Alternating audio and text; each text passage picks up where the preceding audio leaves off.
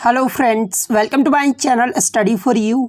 सो guys, आज के इस वीडियो में हम लोग देखने वाले हैं जो आपका एसएससी CHSL का एग्ज़ाम 24 मई से 10 जून तक चलने वाला है, उसके टॉप मोस्ट इम्पॉर्टेंट क्वेश्चंस को जो है इस वीडियो में डिस्कस करने वाले हैं। और मैं आपको 100% ये गारंटी देता हूँ कि आपके CHSL के एग्ज़ाम में इसी प्रकार से प्रश्न पूछे जाएंगे। तो जिन भी कैंडिडेट्स का एग्ज़ाम 24 मई से 10 जून के बीच में होने वाला है वो इस वीडियो को जो है लास्ट तक ज़रूर देखिएगा। और आपसे रिक्वेस्ट करता हूँ, अभी तक आपने मेरे चैनल को अगर सब्सक्राइब नहीं किया है तो CHSL का डेली प्रैक्टिस सेट पाने के लिए जो है चैनल को सब्सक्राइब ज़रूर कर दीजिएगा।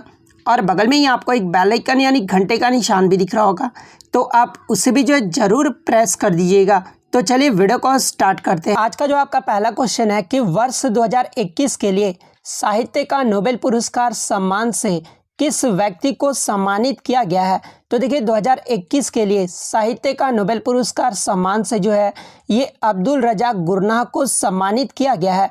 तो अब्दुल रज़ाक गुरनाह आपका करेक्ट आंसर होगा। नेक्स्ट आपका यहाँ पर है कि अक्टूबर 2021 में किस राज्य के प्रसिद्ध सफ़ेद प्याज को जो है GI टैग प्रदान किया गया है। तो देखिए अक्टूबर 2021 में जो है ये महाराष्ट्र राज्य के प्रसिद्ध सफ़ेद प्याज को जो है GI टैग प्रदान किया गया है। तो महाराष्ट्र आपका करेक्ट आंसर होगा।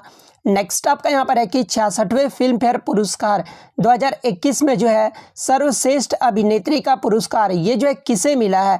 तो देखिए 2021 का जो सर्वश्रेष्ठ अभिनेत्री का अवार्ड है ये तापसी पन्नू को दिया गया है। तो तापसी पन्नू आपका करेक्ट आंसर होगा। बात कर ले सर्वश्रेष्ठ अभिनेता का अवार्ड ये जो है किसे मिला है, तो ये आपके इरफान खान को दिया गया है। सर्वश्रेष्ठ मूवी का अवार्ड अगर बात कर ले तो ये थप्पड़ मूवी को दिया गया है। तो ये फैक्ट भी आपको ध्यान में रखना है। नेक्स्ट आपका यहाँ पर है कि शिल्पग्राम महोत्सव 2021 का आयोजन ये जो है कहाँ किया गया है। तो देखिए 2021 का जो शिल्पग्राम महोत्सव का आयोजन है ये आपका असम राज्य में किया गया है। तो असम आपका यहाँ पे करेक्ट आंसर होगा। नेक्स्ट आपका यहाँ पर है कि अमेजोनिया 01 उपग्रह को जो है ये किस प्रक्षेपण यान द्वारा जो है प्रक्षेपित किया गया है। तो देखिए ये जो अमेजोनिया है ये आपका ब्राज़ील का एक उपग्रह है और इसे जो है PSLV C51 के द्वारा जो है प्रक्षेपित किया गया है। तो PSLV C51 जो है आपका यहाँ पे करेक्ट आंसर होगा। नेक्स्ट क्वेश्चन आपका यहाँ पर है कि सैटेलाइट फोन से लैस होने वाला भारत का पहला राष्ट्रीय उद्यान जो है ये कौन बना है। तो देखिए सैटेलाइट फ़ोन से लैस होने वाला भारत का जो पहला राष्ट्रीय उद्यान है हाल ही में ये काजीरंगा राष्ट्रीय उद्यान बना है। तो काजीरंगा आपका यहाँ पे करेक्ट आंसर होगा। बात कर ले काजीरंगा राष्ट्रीय उद्यान ये जो है किस राज्य में है, तो ये आपका असम राज्य में है। और ये किसके लिए प्रसिद्ध है, तो ये एक सींग वाले गैंडे के लिए प्रसिद्ध है। तो ये फैक्ट भी आपको ध्यान में रखना है। नेक्स्ट आपका यहाँ पर है कि SCO की 21वीं जो बैठक 2021 में है ये कहाँ आयोजित किया गया है। तो देखिए संघाई कॉरपोरेशन 21वीं जो बैठक हुआ था 2021 में ये जो आपका तजाकिस्तान में आयोजित किया गया है। तो तजाकिस्तान आपका करेक्ट आंसर होगा। बात कर ले वर्तमान में SCO के कितने सदस्य देश हैं, तो वर्तमान में इसके 9 सदस्य देश हैं। बात कर ले 2022 में ये जो है कहाँ पर आयोजित किया जाएगा। तो देखिए 2022 की अगर मैं बात कर लूँ तो ये जो आपका तजाकिस्तान में आयोजित उज्बेकिस्तान में आयोजित किया जाएगा। तो ये फैक्ट भी आपको ध्यान में रखना है।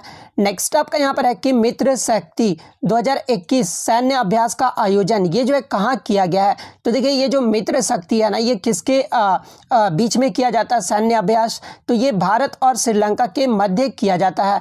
और इसका जो 2021 में आयोजन है ये आपका अम्पारा में किया गया है। अम्पारा ये जो कहाँ पर है, तो ये आपका श्रीलंका देश में है। तो अम्पारा आपका करेक्ट आंसर होगा। नेक्स्ट क्वेश्चन आपका यहाँ पर है कि भारत सरकार ने किस वर्ष तक जो है भारतीय रेलवे को ग्रीन रेलवे बनाने का लक्ष्य रखा है। तो देखिए भारतीय सरकार के द्वारा 2030 तक जो है भारतीय रेलवे को ग्रीन रेलवे बनाने का लक्ष्य रखा गया है। तो 2030 आपका करेक्ट आंसर होगा। नेक्स्ट आपका यहाँ पर है कि किस राज्य ने जो है जन सुनवाई योजना की शुरुआत की है। तो देखिए हाल ही में मध्य प्रदेश राज्य के द्वारा जो है जन सुनवाई योजना की शुरुआत की गई है।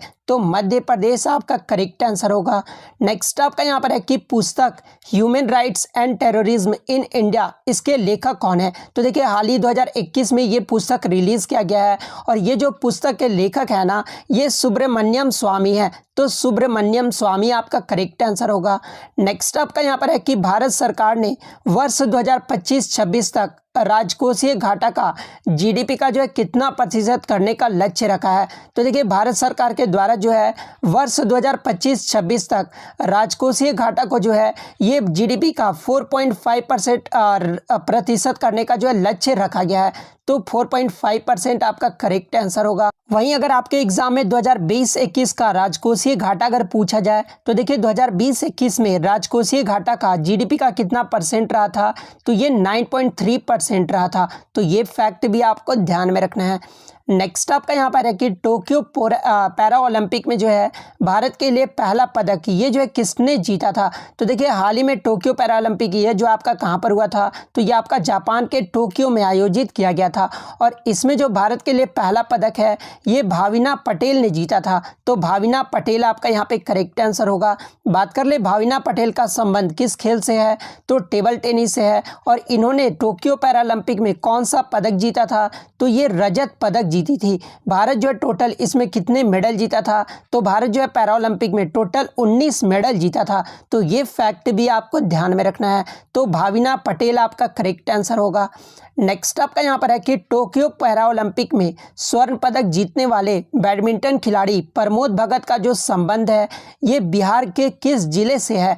तो देखिए टोक्यो पैरा ओलंपिक में स्वर्ण पदक जीतने वाले बैडमिंटन खिलाड़ी प्रमोद भगत का जो संबंध है ये बिहार के वैशाली जिले से है। तो वैशाली आपका करेक्ट आंसर होगा।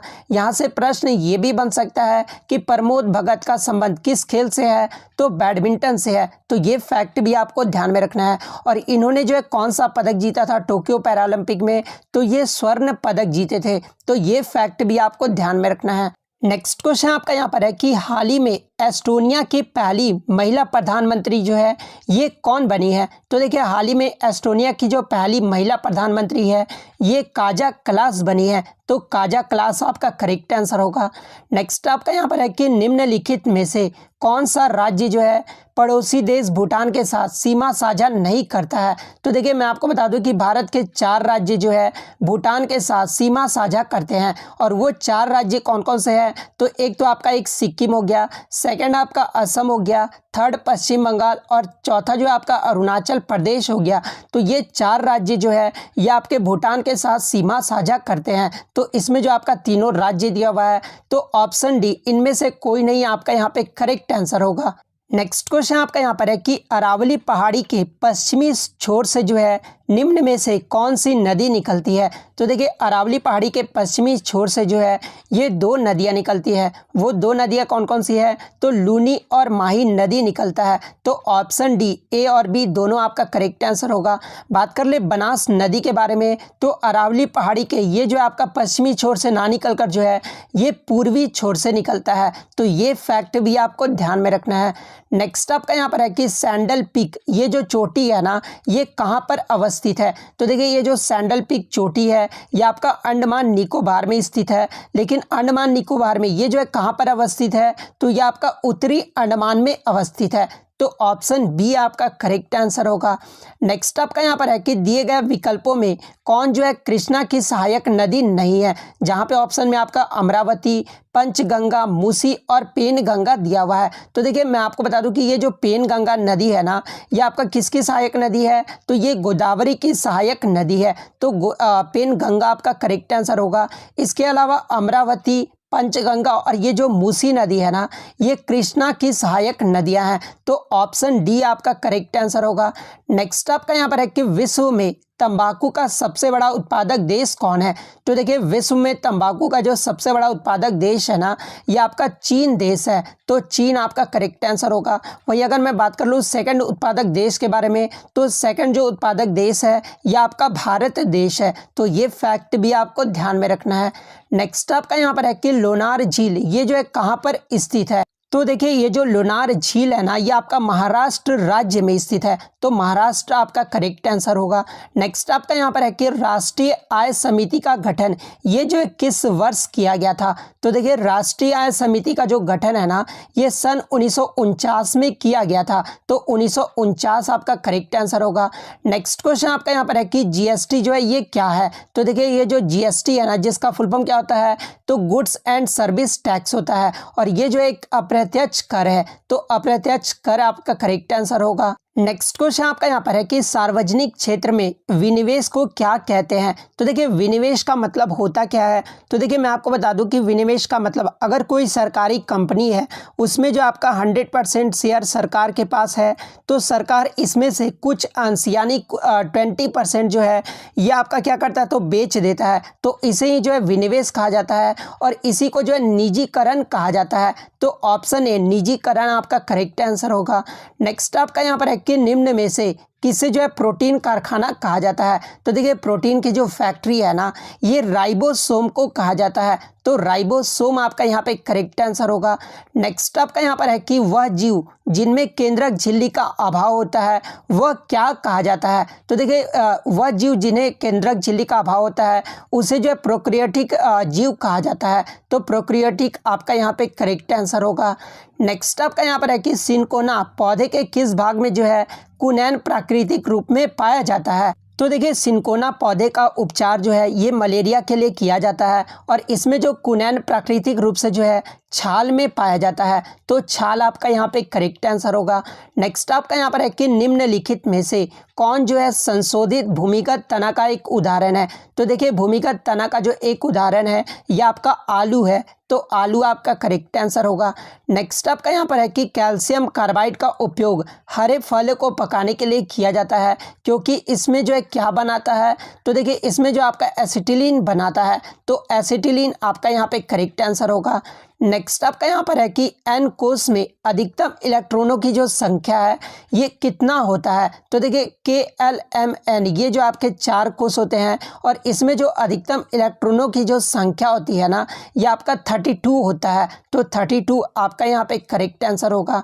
नेक्स्ट आपका यहाँ पर है कि आधुनिक आवर्त सारणी के उस समूह का नाम बताइए जिसमें ऐसे तत्व जो है वो जो सभी गैसें हैं। तो देखिए आधुनिक आवर्त सारणी में ऐसे तत्व हैं जिनमें जो सभी गैस होते हैं उसे जो है समूह 18 कहा जाता है, तो समूह 18 आपका यहाँ पे करेक्ट आंसर होगा। और समूह 18 को जो है अक्रिय गैस भी कहा जाता है, तो ये फैक्ट भी आपको ध्यान में रखना है। नेक्स्ट आपका यहाँ पर है कि पपीता में कौन सा अम्ल पाया जाता है। तो देखिए पपीता में जो है ये आपके एस्कॉर्बिक एसिड यानी एस्कॉर्बिक अम्ल पाया जाता है, तो एस्कॉर्बिक अम्ल आपका करेक्ट आंसर होगा।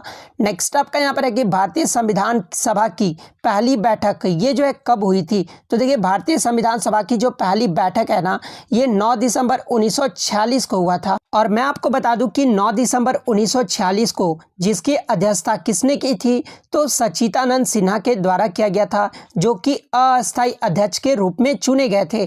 बाद में पुनः आपका 11 दिसंबर 1946 को फिर से जो है बैठक हुई थी, जिसमें डॉक्टर राजेंद्र प्रसाद को जो है अस्थायी अध्यक्ष के रूप में चुना गया था, तो ये फैक्ट भी आपको ध्यान में रखना है। नेक्स्ट आपका यहाँ पर है कि लोकसभा के प्रथम अध्यक्ष कौन थे जिनके विरुद्ध अविश्वास प्रस्ताव लाया गया था। तो ये कौन थे, तो जीवी मावलंकर थे, तो जीवी मावलंकर आपका करेक्ट आंसर होगा। नेक्स्ट आपका यहाँ पर है कि जनसंख्या नियंत्रण एवं परिवार नियोजन संविधान के 7वीं अनुसूची के जो है किस सूची का विषय है। तो देखिए ये जो जनसंख्या नियंत्रण एवं परिवार नियोजन है ये संविधान के 7वीं अनुसूची के समवर्ती सूची का विषय है, तो समवर्ती सूची आपका करेक्ट आंसर होगा। नेक्स्ट आपका यहाँ पर है कि सल्तनत काल में राजस्व विभाग का प्रमुख जो है ये क्या कहलाता था। तो देखिए सल्तनत काल में राजस्व विभाग का जो प्रमुख है ना, ये वजीर कहलाता था, तो वजीर आपका यहाँ पे करेक्ट आंसर होगा। नेक्स्ट क्वेश्चन आपका यहाँ पर है कि अकबर द्वारा फतेहपुर सीकरी की स्थापना ये जो है कब किया गया था। तो देखिए अकबर के द्वारा फतेहपुर सीकरी की जो स्थापना है ना, ये 1571 ईस्वी में किया गया था, तो 1571 आपका करेक्ट आंसर होगा। नेक्स्ट आपका यहाँ पर है कि पुरंदर की संधि ये जो है कब हुआ था। तो देखिए पुरंदर की जो संधि है ना, ये आपका 1665 ईस्वी में हुआ था, तो 1665 आपका करेक्ट आंसर होगा। नेक्स्ट आपका यहाँ पर क्वेश्चन है कि हैंसोंग के संबंध में कौन सा कथन आपका गलत दिया हुआ है। जहाँ पे ऑप्शन में आपका हर्षवर्धन के शासनकाल में भारत आया था, तो ये जो आपका सही दिया हुआ है, क्योंकि ये जो हैंसोंग था ना, ये हर्षवर्धन के शासनकाल में भारत आया था। सेकंड ऑप्शन में इसका भ्रमण वृत्तांत सियुकी में वर्णित है, तो ये भी ऑप्शन आपका सही दिया हुआ है, यानी कथन सही दिया हुआ है।